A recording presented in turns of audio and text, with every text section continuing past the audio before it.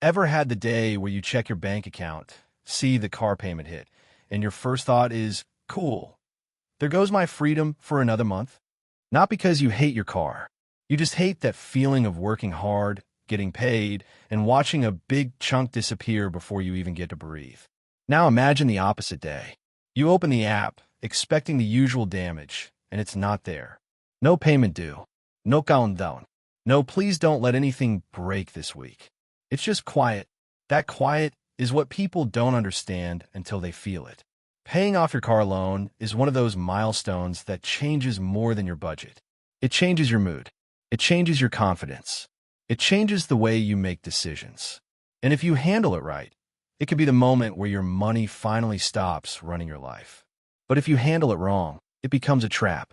Because a lot of people pay off a car and immediately replace it with another payment. New car, new loan, new stress. Same cycle, different paint color. So let's talk about why everything changes after you pay off your car loan and how to make sure the change actually sticks. Here's the first truth. A car payment is not just a bill. It's a pressure system. It pressures your paycheck. It pressures your calendar. It pressures your choices. It's like you're carrying a backpack that's heavy enough to slow you down, but light enough that you convince yourself it's normal. And the world helps you normalize it. Dealers don't ask, what car can you afford? They ask, what payment do you want? Because once you think in payments, you stop thinking in totals. You stop thinking in years. You stop thinking in opportunity cost. You start thinking like it's only $499 a month, even if the real cost is way bigger. Let's make it simple. If you pay $500 a month, that's $6,000 a year. Over 5 years, that's $30,000 in payments. And that's before you even count interest. And that's still not the full cost, because car payments usually come with higher insurance, higher registration, and the kind of repairs that make you say, how is a piece of rubber $900? So when you pay off the loan, it's not just that one payment you remove. You remove a whole set of money leaks that were attached to the loan. Now let's zoom in on the part that really changes your brain. When you have a big monthly payment, your brain does this weird thing. It starts living in short-term mode. You become more reactive. You say yes to overtime you don't want. You stay in jobs you hate because switching feels dangerous. You avoid risk, even good risk, because you feel like one mistake will wipe you out. That's not weakness. That's survival thinking. It's hard to plan your future when your monthly bills feel like they're chasing you. Then you pay off the car, and a small but powerful shift happens. Your money becomes less fragile. A surprise expense is still annoying, but it's not a full-body panic. That change alone can improve your life more than a raise, because it lowers stress every single month. And here's the part nobody tells you. Stress makes you spend more. When people are stressed, they buy convenience. They buy little treats. They buy distractions. So when you remove a big stressor like a car payment, you often reduce a bunch of small spending too. It's like your budget gets cleaner without you even trying. Now let's talk about the fork in the road that happens right after payoff. Two people pay off their car. One gets richer. The other gets stuck. Person one treats the payoff like a finish line. They feel proud, and they should. But then they say, I deserve an upgrade, and they go sign for a new loan. They turn a win into a restart. Person two treats the payoff like a starting line. They keep driving the same car, even if it's not the flashiest thing in the parking lot. And they take that old payment and use it to build a different kind of life. The difference is not income. It's what you do with the freed up cash flow. So what should you do? I'll keep it super simple. The best move is to keep making the payment, but pay it to yourself. I call it the ghost payment because it's the same money on the same schedule, but it goes to your future. If your payment was $500 a month, set an automatic transfer for $500 into a separate account the day after you get paid. Don't wait to see what's left over. There will never be leftovers. Make it automatic. Make it boring. Boring is what builds wealth. Do that for 1 year and you've saved $6,000. 2 years is $12,000. In 3 years, you've got $18,000. Now you're the person who can handle repairs, handle moves, handle life without breaking. And here's a fun thought. If you keep doing that long enough, you can buy your next car with cash or with a tiny loan that you can pay off fast. That's when the game really changes because your car stops being a monthly bill and starts being a tool you own. Now you might be thinking, okay, but where does the ghost payment go first? Great question. The order matters, and it's not complicated. First, build a small emergency buffer if you don't have one. Even $1,000 is powerful because it keeps you from using credit cards for every little surprise.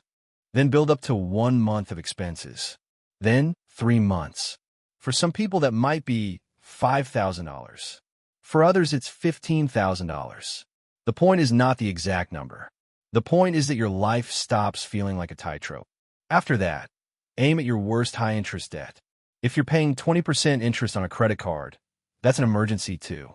Paying that off is like giving yourself a guaranteed return because you stop sending money into the void every month. Then, once you're stable, start investing the ghost payment, even if it's small at first. If investing scares you, think of it like planting seeds. You don't plant a seed and stare at the dirt all day yelling, "Grow." You plant it, you water it, and you let time do its job. Here's a simple math example, and I'm going to keep it friendly. Say you invest $500 a month instead of making a car payment. In 5 years, you would have put in $30,000. If the money grows over time, you could end up with something like $35,000 or more, depending on the market. That's not a promise. It's just what can happen when time and consistency show up. Now compare that to the other path. 5 more years of car payments, and at the end you have a car that's worth less than what you paid. That's the depressing part of car debt. It asks you to pay full price while the thing is losing value. This is why people say a car payment can keep you broke. It's not because cars are evil. It's because cars are expensive, and debt makes expensive things even more expensive. Now, I want to address something important. Some people will say, but my car loan rate is low. Shouldn't I invest instead of paying it off early? And sometimes, mathematically, that argument can be true. But life is not lived in a spreadsheet.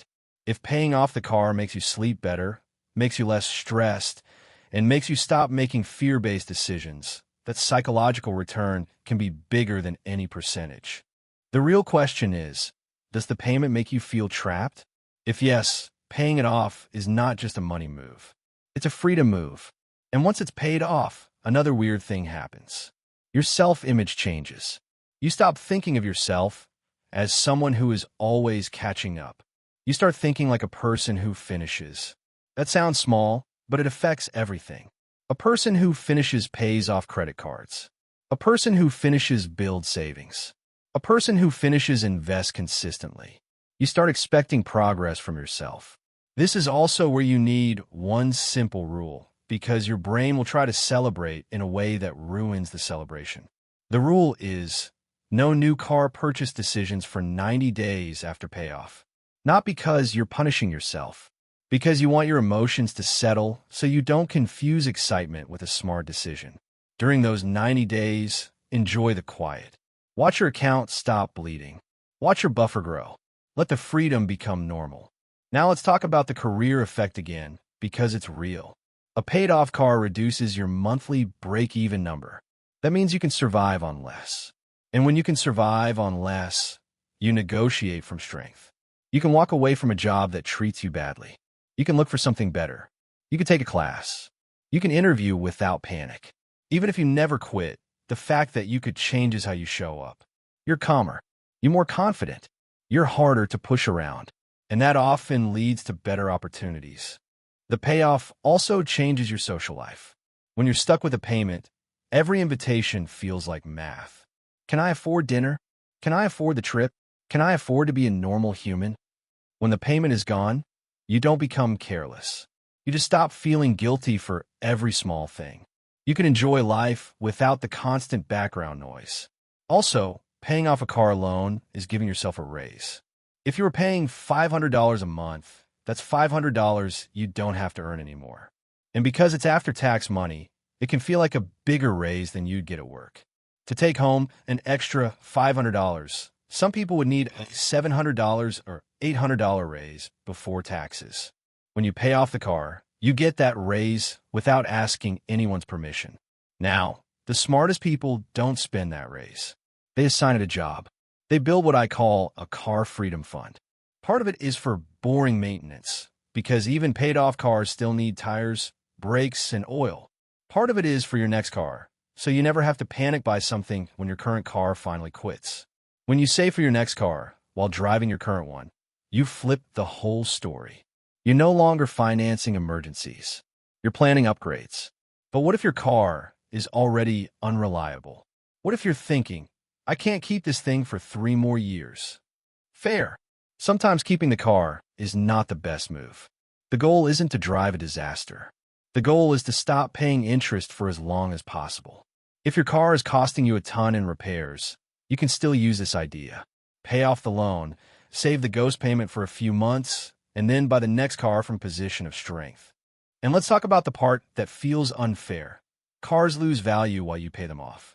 You make the same payment whether the car is worth $25,000 or $15,000 now.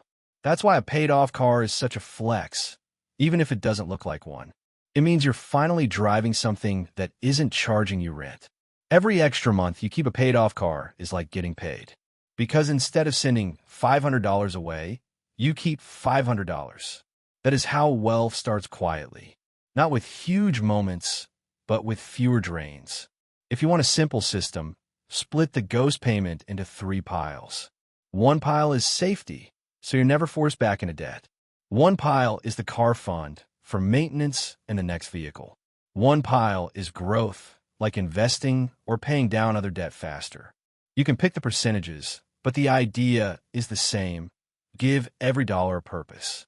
When money has a job, it stops wandering off on random stuff that doesn't actually make your life better. The last thing that changes after payoff is social pressure. When you're in a payment, you're more likely to care what the car says about you because you're paying so much for it. When the car is paid off, you start caring more about what your life says about you. And your life gets better when your bills get smaller. You start valuing freedom more than approval. That is the real upgrade. The day you realize you don't need new car energy to feel successful, you're basically unstoppable. But I'll end with the most important warning. Paying off your car loan is not the moment to start living like you're rich. It's the moment to start building real stability. Keep the car. Maintain it. Drive it for a few more years. Let that boring decision pay you back. Because the person who looks rich is often stressed. And the person who is quietly free is usually driving an older car, sleeping better, and stacking options. So if you're paying off your car soon, I'm genuinely excited for you. And if you're not close yet, that's okay. Start where you are. Add a little extra when you can. Track the finish line. You're not just paying off a loan. You're buying back your choices. Drop a comment with your monthly payment and how many months you have left. No flexing, no scam.